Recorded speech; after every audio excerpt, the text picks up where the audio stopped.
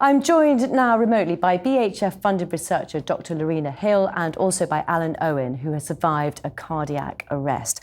And thanks both for joining us. Alan, first of all, just tell us a little bit about what happened to you. Yeah, my life changed in 2022.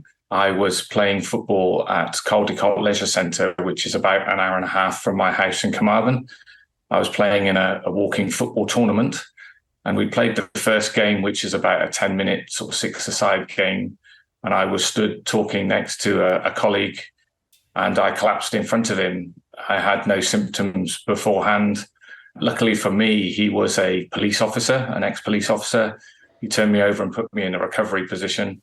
And another colleague of mine who I was playing foot with, who was an ex-army officer, came over and saw that my heart had stopped and I had no pulse, so started CPR immediately. Our football manager called 999, which then the people at the staff at the Caldecott Leisure Centre came running across to the pitch with a defibrillator. They gave me 3 shocks of the defib within 8 minutes of my heart stopping.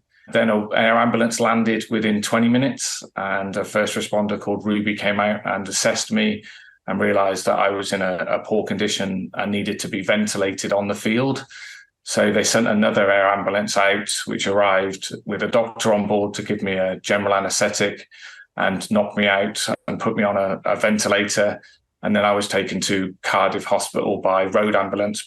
So a very traumatic situation. And I know, Dr. Hill, you work with patients like Alan, who was then fitted with what's called an ICD. So tell us about ICDs and also your research that you're doing with the BHF.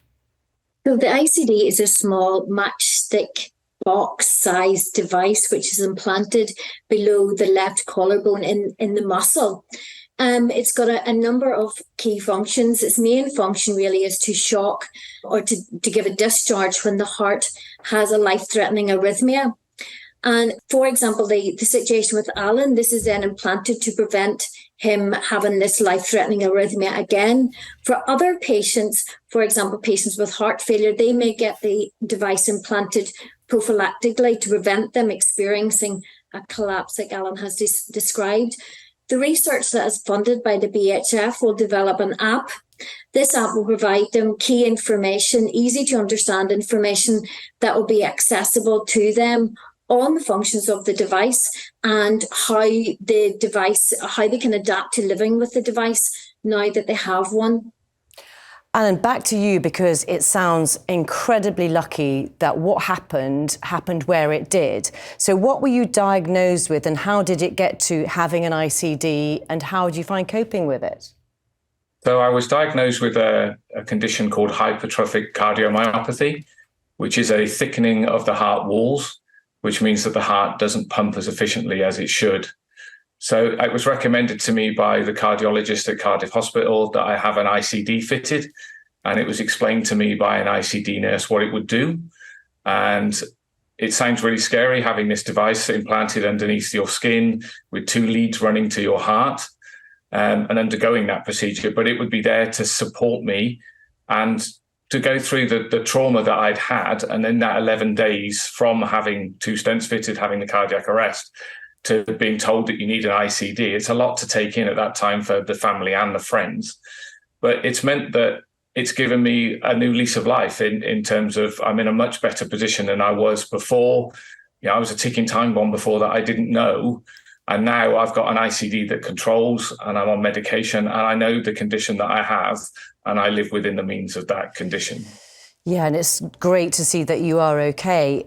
Back to you, Dr. Hill. Why is your research so important and what impact can it have on patients like Alan? So there's about 5,000 devices of these devices implanted in the UK every year. And with our current situation, many professionals do not have the time to spend with patients, giving them detailed information.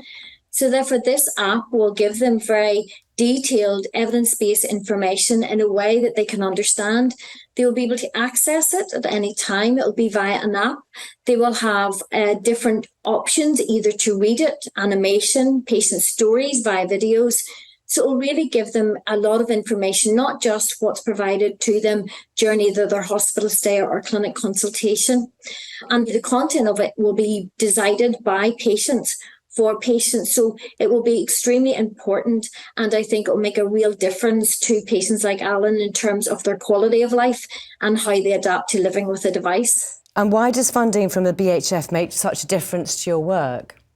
Because it really has given me protected time from my current post in Queen's University to dedicate to this project, which has really came from clinical practice. And it's a real boost as a nurse, as a heart failure nurse, to get this, because often nurses, allied professionals, don't have the opportunity to step out of their normal daily work and dedicate time to do research on projects that they really think is of value to themselves, their patients and their profession. Alan, explain to us why Dr. Hill's research and what she's doing is so important to patients like you with an ICD.